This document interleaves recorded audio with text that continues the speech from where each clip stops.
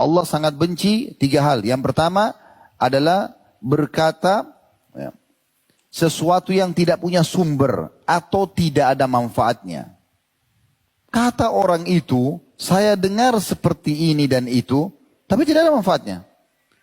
Gak ada manfaat ilmunya, bukan zikrullah, bukan syukur, gak ada.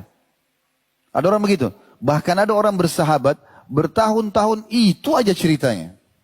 Diulang-ulangi. Dulu waktu kita masih SD, dulu waktu kita masih SMA, dulu waktu kita tinggal di kompleks sana, terus manfaatnya apa? Kalau antum mau sebutkan sekali cukup. Kalau begitu itu mubah, kenapa diulang-ulangi?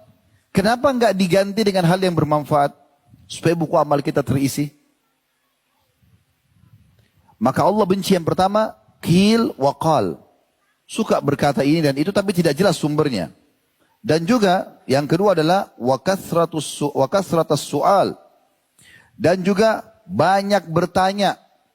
Tapi bukan tujuannya karena ilmu ya. Maksudnya, contoh misalnya antum hadir di pengajian begini, ada orang, Masya Allah di sini tidak ada, tapi ini contoh saja. Ada orang, dilihat orang di sebelahnya, bajunya bagus. Merek apa bajunya? Beli di mana? Kalau dia mau beli oke. Tapi kalau tidak mau beli, semua apa yang orang pakai, semua orang apa, gerak-gerik orang semua ditanggapi. Pernah lihat orang seperti ini? Ada ya? Saya pernah lihat orang begitu tuh.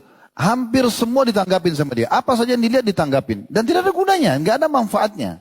Membuang waktu. Daripada itu berzikir. Bersyukur, beristighfar gitu kan. Hasan Basri rahimahullah pernah mengantar jenazah. Lalu beliau berzikir. Tapi berdiri diri sendiri saja. Ada satu anak muda di sebelahnya tanya, wahai imam, kenapa anda berzikir? Beliau mengatakan, wahai anak muda, berzikirlah.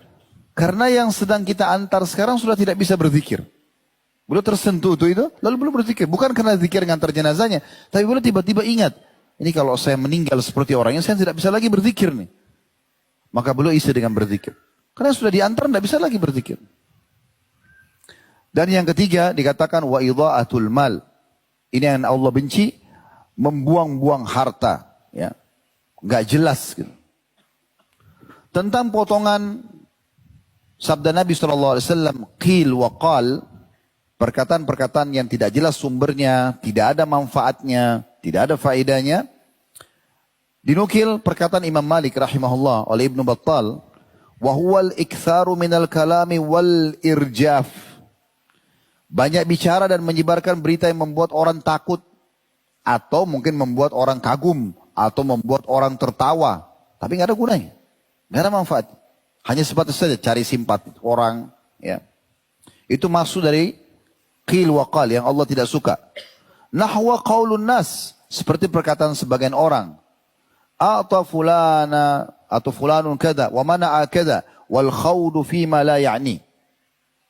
Seperti orang bilang, si fulan memberi ini, dan dia tidak dapat itu. Begitu pula maksudnya adalah menceburkan diri dalam sesuatu yang tidak bermanfaat. Jadi kalau misalnya, ada orang nih, dibicarakan di satu majelis, si fulan itu kemarin tidak diterima kerja. Baik, terus antum ikut tanggapin. Oh iya, ada juga teman saya tidak diterima kerja. Terus pertanyaan sederhana, manfaatnya apa? Apa manfaatnya? Di buku amal dicatat gak ini? Bermanfaat gak? Itu masalahnya. Daripada antum tanggapin sesuatu yang kosong begitu. Oh si fulan tidak diterima kerjanya. Ya sudah. Tidak ada manfaatnya. Antum diam saja. Tidak usah ikut-ikutan. Kalau memang harus ada di majelis itu. Daripada kita ikut timpali itu. Sama. Dia juga kosong. Kita juga kosong. Tidak ada gunanya.